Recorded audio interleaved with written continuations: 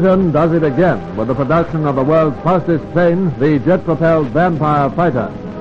Built by de Havilland's, this latest engineering triumph has a speed well over 500 miles an hour and a ceiling of between 45 and 50,000 feet. Well, here it is. And now watch and hear the Vampire in action.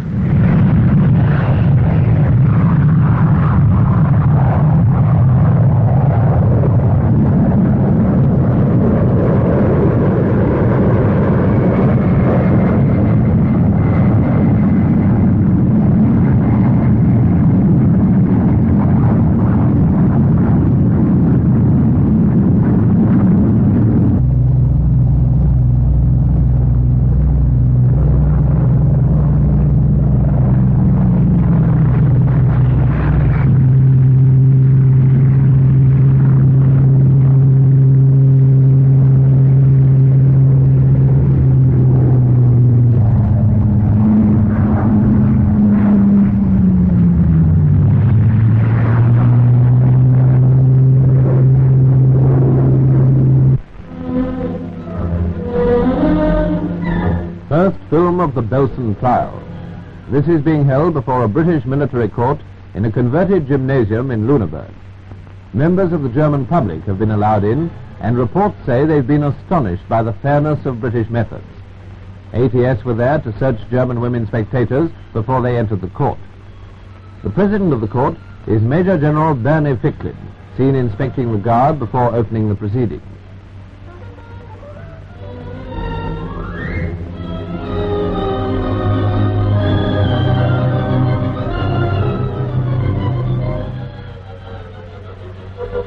The prisoners arrive. Altogether, 45 men and women. Last to get out of the first truckload is Kramer, the former commandant of Belsen. You will probably recognize him.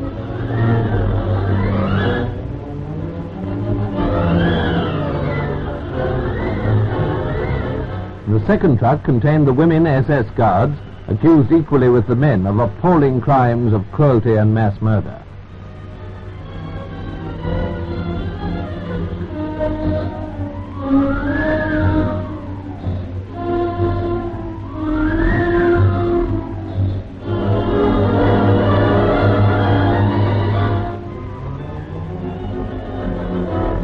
We see them entering the court on the first day, and we think it appropriate at this point to include a few pictures of the camp soon after its liberation.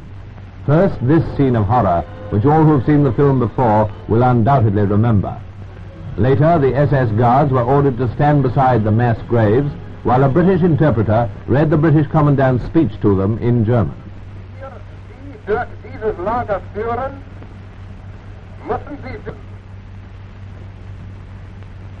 was Sie hier sehen, ist solcher Einheit. And here's another scene. Freed internees cursing the German guards.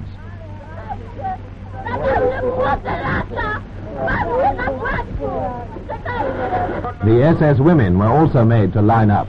These are some of the women now on trial. The commandant, Lieutenant Colonel Mather, said, "The officers and men regard this job as a duty that has to be performed, and none of us are likely to forget what the German people have done here." And Gunner Jim Illingworth from Cheshire.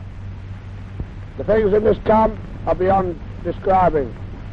When you actually see them for yourselves, you know what you're fighting for here. Pictured in the paper cannot describe it at all. Dr. Ada Bimko, a Polish internee who did gallant work in the camp, has since featured prominently as a witness for the prosecution. Finally, Dr. Fritz Klein, accused amongst other things of injecting prisoners with petrol so as to see them die in agony. No men or women have ever faced charges of such a loathsome nature. Yet these Belsen guards are getting as fair a hearing as British justice can devise. Numerically, the prosecution is 1/3 of the size of the defense, a fact which has particularly impressed the German people.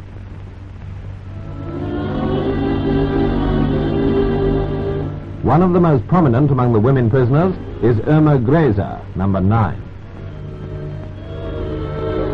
Most prominent of all, of course, are Dr. Klein, number 2, sitting next to the ex-commandant Kramer. The trial continues.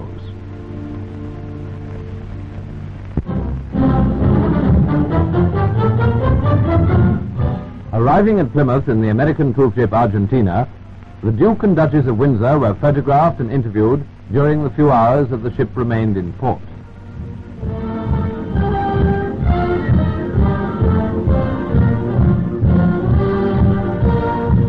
It's some 5 years since the Duke has had even a glimpse of Britain. Here, he and the Duchess were on their way to Paris, but their plans for the future were apparently uncertain. The Duke, however, is reported to have said he will be visiting this country soon, probably in October.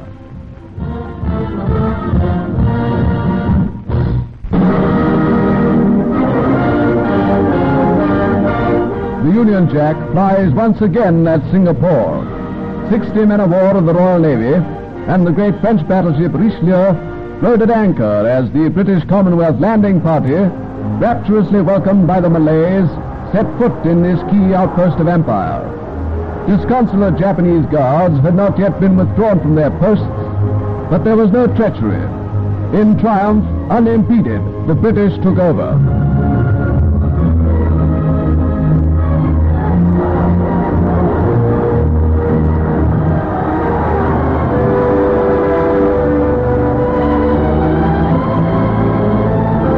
Sharply in contrast with the Japanese were the overjoyed prisoners of war, at liberty after 3.5 years of tortured captivity.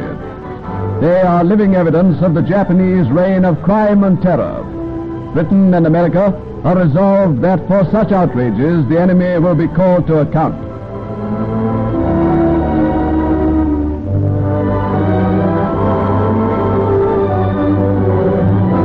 To bring aid and comfort to those who have survived the inhuman treatment was the first care of the liberating forces. It was uppermost in the mind of the Supreme Commander. To welcome Lord Louis Mountbatten, a great concourse of people gathered outside the municipal building. In the big square stood guards of honor composed of men of the Royal Navy, RAF, Australian Parachute Regiments, and Indians of the 5th Division. Comrades-in-arms of the gallant commander under whom the British Commonwealth forces resoundingly defeated the enemy in Southeast Asia.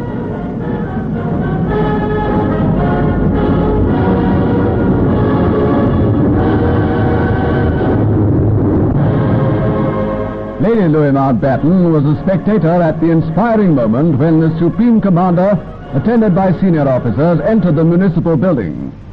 Headed by General Itagaki and General Numata, the Japanese surrender delegation was marched in.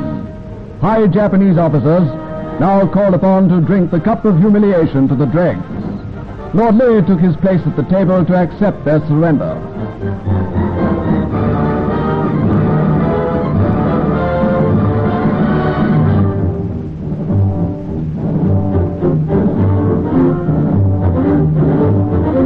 He mentioned that Field Marshal Terauchi, too ill to attend, had been ordered to surrender personally as soon as he was able. That the Field Marshal has had a stroke was certified by Lord Louis's own doctor. Terauchi's seal was put on the surrender forms, and the Japanese were dismissed from the council chamber. In a document couched in unmistakable terms, they had acknowledged complete defeat. Outside, Lord Louis read his order of the day, congratulating all under his command. You beat the Japanese soldier in battle, inflicting 6 times the number of deaths that he was able to inflict on you, and you chased him out of Burma. You may well find that those Japanese who have a fanatical belief in their divine superiority and who feel that we are too soft to put them in their place will try and behave arrogantly. You are to stand no nonsense from these people. You will have my support in taking the firmest measures against any attempt at obstinacy, impotence, or non-cooperation. In the meantime, I know you will agree that our prisoners of war, who've suffered for so long out here, must have the first call on shipping space to take them home. But I shall do everything in my power to see that those of you who are due for release and repat get home as fast as shipping and the rate of replacement permits. It was no ordinary flag that was hoisted after the surrender. That same banner was hidden from the enemy when he occupied Singapore and was preserved against the day when it could be safely brought out and flown again. The men who treasured it during those 3.5 years of cruelty, privation, sometimes torture, never lost hope that they would live to see it restored.